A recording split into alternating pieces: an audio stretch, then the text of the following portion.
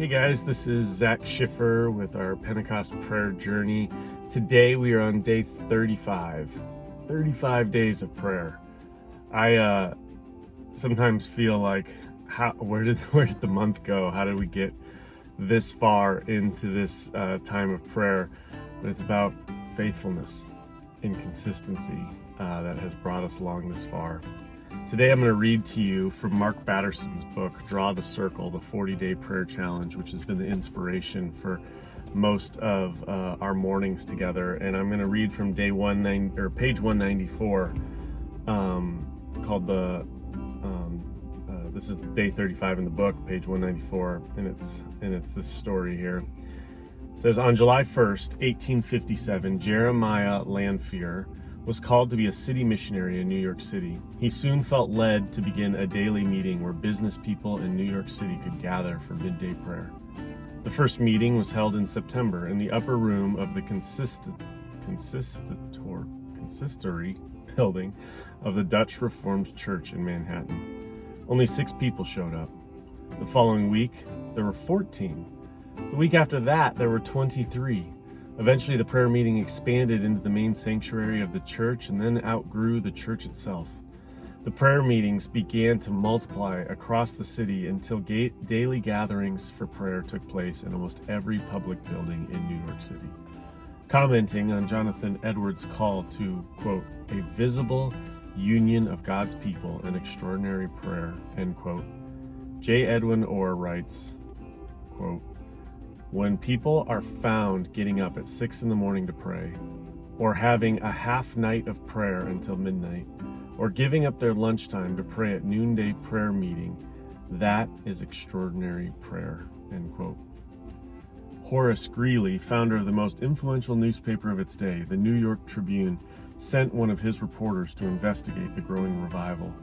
The reporter visited 12 prayer meetings in 1 hour on one day and counted 6,100 fervently seeking God in prayer.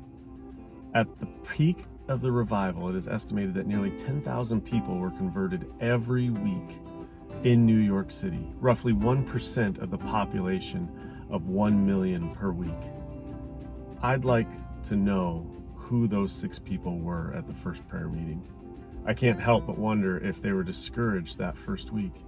Did they have any inkling they were starting something that would impact hundreds of thousands of lives? I have a hunch they had no clue. Very rarely does anyone know they are making history while they are making it. And it isn't our job anyways. And I love this line. But if we pray like members of the early church did, Pentecost can happen anywhere. Our prayers have the potential to write and rewrite history. In Zechariah chapter 4, the Jewish remnant who returned to Israel are getting ready to rebuild the temple. It is an overwhelming undertaking, but the Lord encourages them with these words. Do not despise these small beginnings, for the Lord rejoices to see the work begin, to see the plumb line in Zerubbabel's hand. Do not despise small beginnings, for the Lord rejoices to see the work begin. Thank you for your faithfulness over this past month in prayer. Thank you for taking the time, for getting up early to continue joining me in praying for our church, for our country, for our world, to see where God is leading us, to put on our heart, to prepare our hearts for the work He is doing, to join Him in His work. Today, this morning, is all about faithfulness. Sometimes we can get discouraged because maybe you've been praying for something all month and you haven't seen or heard any change, any answer, any difference yet. Do not despise small beginnings. The Lord rejoices to see us start. And this is just the beginning, because I will be, praying my heart out for every day that God gives me. And so every day is a small beginning. Every day is a start. And He loves our faithfulness. Continue to pray. This is day 35.